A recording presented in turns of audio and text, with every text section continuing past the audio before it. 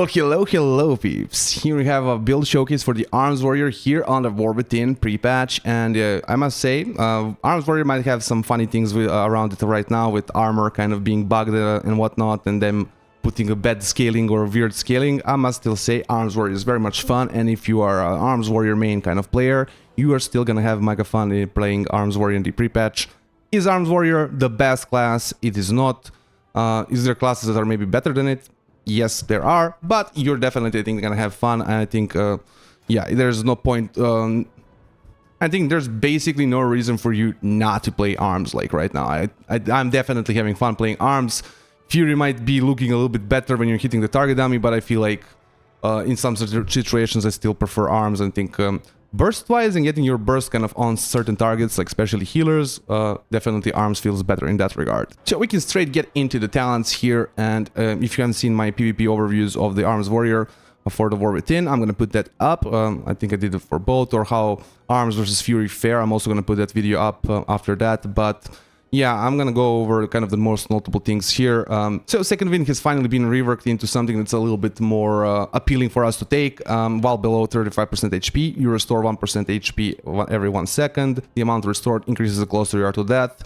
This is making us finally have a reason to actually want to take it, other than just kind of sustaining us out of fights. You still have the out of fight sustain, and why I think this talent is actually really strong for RBGs or solo RBGs, and it also gives you kind of additional techniques you can pull off as the warrior, especially when fighting classes that have just only a direct damage. You can actually kite out certain classes kind of, or, you know, look for like a CC play into, you know, running away to actually recover HP, because recovering 6% every 1 second plus increased by 50% versatility that we have right now, that's a lot of health, right?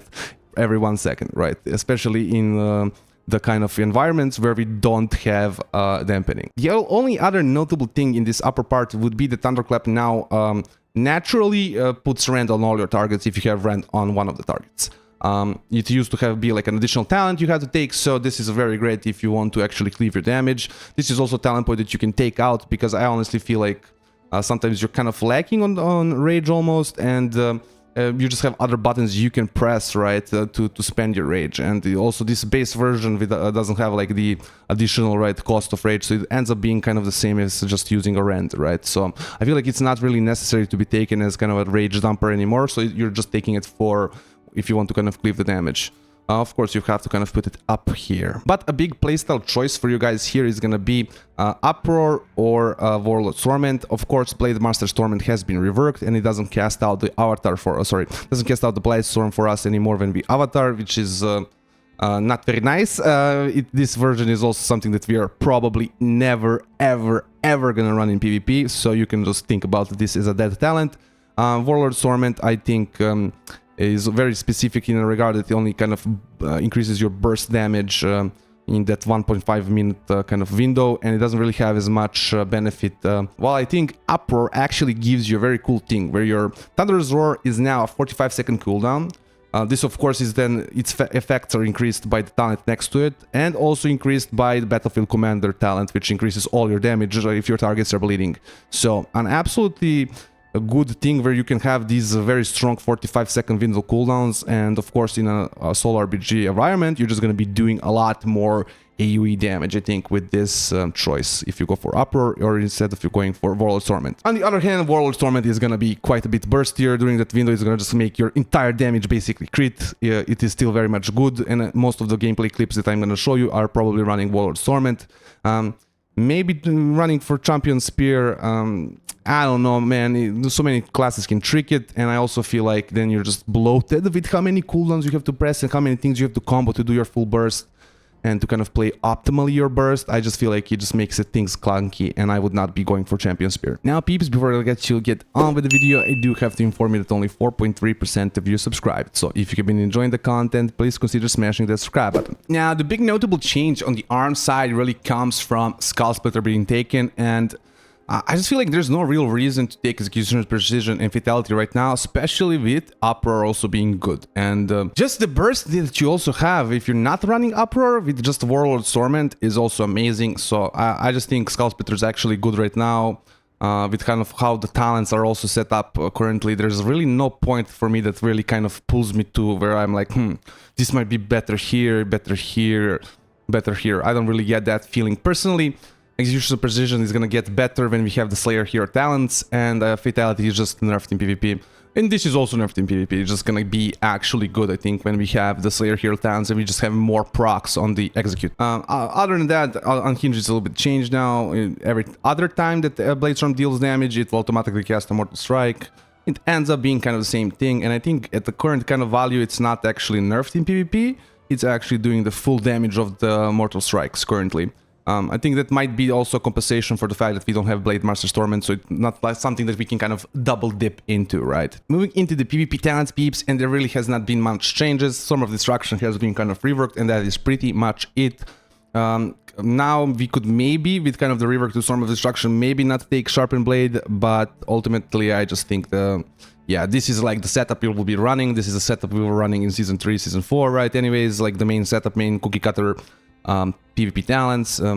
In solo queue RBGs, you might want to run like, I don't know, Master and Commander perhaps, maybe do some kind of change instead of Sharpened Blade, but otherwise really like it is the same story as far as PvP talents are considered. Some changes you can make for arenas specifically, but if you're playing solo queue RPGs, I would just be running the kind of cookie cutter composition of Storm of Destruction, Sharpened Blade, and Battlefield Commander. And really, rotationally, guys, Arms is still the same story. You do Overpower into freaking Rend, into Mortal Strike, and that is your main kind of sustained rotation.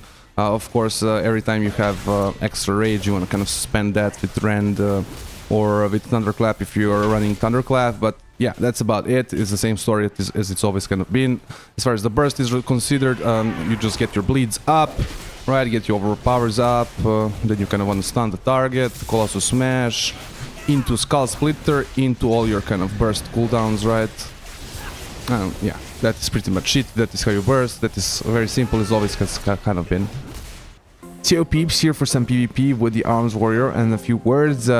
As I said previously, Arms actually feels really good to play. Not the best spec, but definitely not worse here in the pre-patch. I'm sure there's like some funky stuff, but I just feel like actually really good playing it. It's also going to be great in the War Within for sure. I might not be giving it hype, how would you say, much hype since they haven't like fixed some rotational issues.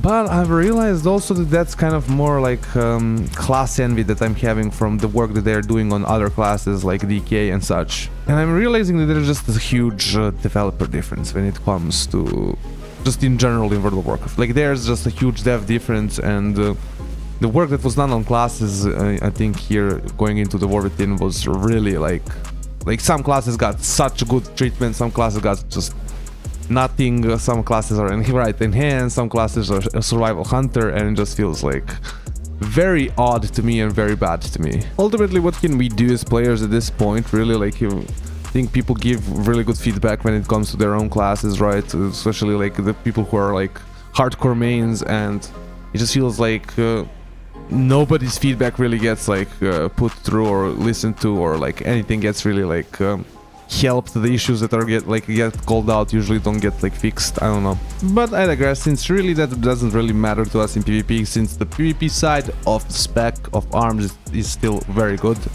Sure, might not have the most interesting rotation, like the most intricate rotation or whatever, right? Might have like some rage dumping issues, rage generation issues or whatever, but who cares, since in the PvP our PvP side is very good. Still just a very versatile spec. It can defend, protect its allies, it can CC, it can run away, it can get in. It has a lot of different things that it can do. So Arms is still looking very much great going into the War Within. Well peeps, that's about it for my build showcase here on the War Within pre-patch. I hope you've enjoyed this little video. Like, comment, subscribe, all those things that YouTubers want you to do, and have a nice day.